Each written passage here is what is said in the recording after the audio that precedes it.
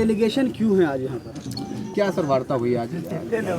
माननीय राष्ट्रीय अध्यक्ष श्री अखिलेश यादव जी ने मुझे यहाँ पर भेजा है कि घटना की जानकारी करने और घटना के संबंध में एफआईआर दर्ज कराने के लिए मैं यहाँ पर आया। तो परिवारजनों से मिला, गांव और अगल बगल के लोगों से जो है मुलाकात किया।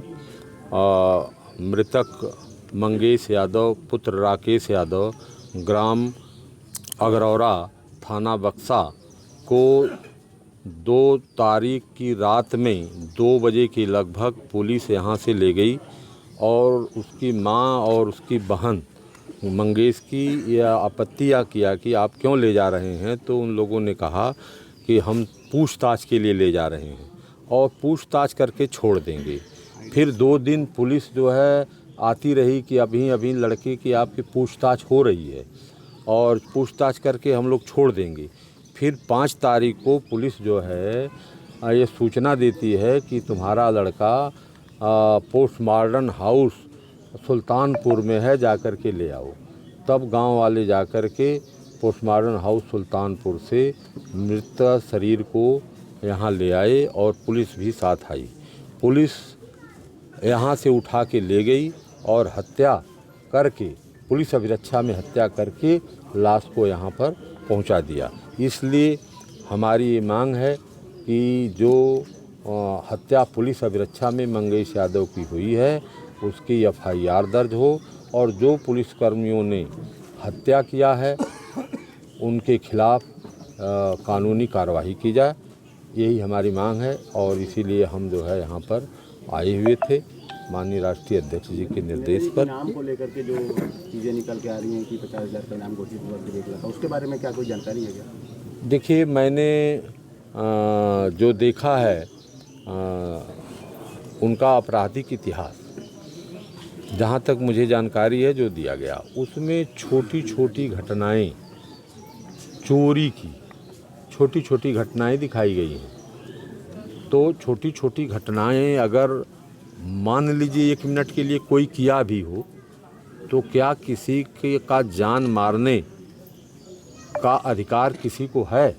यह तो कानून को हाथ में लेने का है। अगर एफआईआर कोई उनके खिलाफ पहले चोरी की छोटी बड़ी है तो वह कोर्ट में न्यायालय उसका संज्ञान लेगी, उसमें अगर साक्ष्य लेगी, अगर वह सही है तो उनको सज़ा करेगी। जो चाहे सो न्यायालय को अधिकार है, लेकिन न्यायालय के अधिकार को या कानून को हाथ में लेने का किसी भी पुलिस या किसी भी व्यक्ति को नहीं है। कि कोई अगर चोरी किया नहीं किया, फर्जी या सही, उसके खिलाफ एफआईआर दर्ज हो गई तो उस एफआईआर के आधार पर किसी की हत्या कर दी जाए।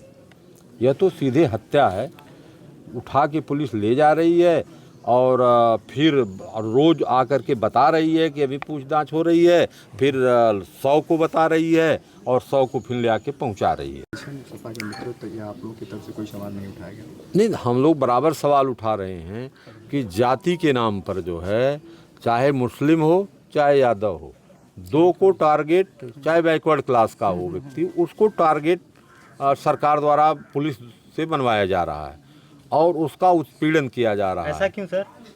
अब इनके तो वो पूछिए उनसे, हमसे क्या पूछ रहे हैं? उनसे तो पूछिए जो ऐसा काम कर रहे हैं, ऐसा क्यों कर रहे हैं। क्या इस प्रदेश में या इस देश में यादव या मुसलमान ये बाहरी है, कहीं से बाहर से आया है? ये आयातित है। दलित पिछड़ा, परिजन के साथ, दलित पिछड़ा परिजनों के साथ अब आप आए हैं, बातचीत हुआ है, तहरीर के लिए आपने डीएसपी को दी दिया है जी। अब परिजन के साथ सपा क्या करेगी आगे? परिजन के साथ अगला कदम न्याय दिलाने के लिए जो भी कुछ करना होगा, राष्ट्रीय अध्यक्ष जी का निर्णय सरोपर होगा। उनके संज्ञान में मामला दे दिया गया है।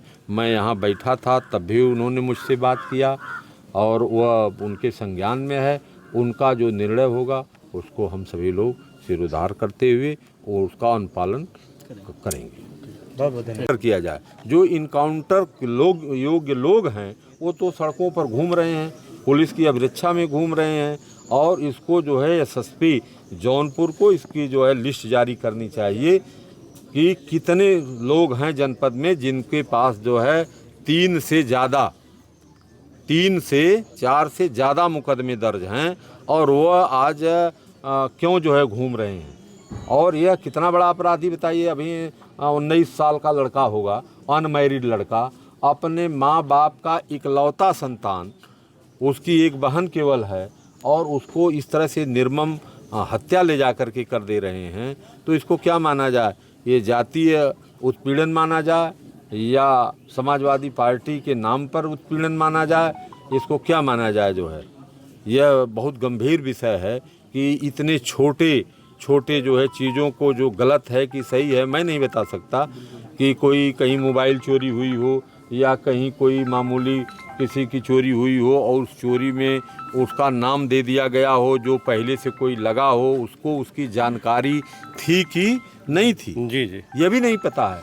कि उस जो चोरी के मुकदमे आज पुलिस दिखा रही है, जैसे आज पुलिस हत्या करने के बाद दिखा रही है कि 1 लाख इनाम हैं उन पर था। तो किस घटना पर 1 लाख का इनाम था? रातों रात जो है बैक डेटिंग करके जो है ये सब काम किए हैं। जो है कि जो है 1 लाख का इनामी कौन होता है? जो हीनियस क्राइम वाला होता है कि कहीं कोई मोबाइल की चोरी वाला हो, कहीं खेत की चोरी वाला जो है 1 लाख का इनामी होता है। 1 लाख का पहले तो यह है कि यह इनका इसलिए साबित हो रहा है पुलिस की हत्या का पूरा प्रमाण कि यह हत्या करने के बाद इन्होंने सबूत जुटाया है कि हम कैसे बच सकते हैं। तब इन्होंने कहा कि 1 लाख का इनामी। अरे 1 लाख के इनामी का रीज़न तो बताओ।